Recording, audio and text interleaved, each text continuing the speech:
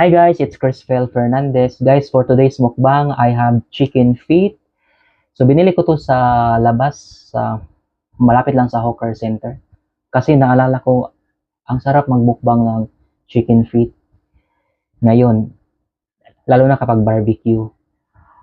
Pero ito, ibang version to siya. Chicken feet adobo, medyo may sabaw na kaunti. Yan. So let's do this. Let's go.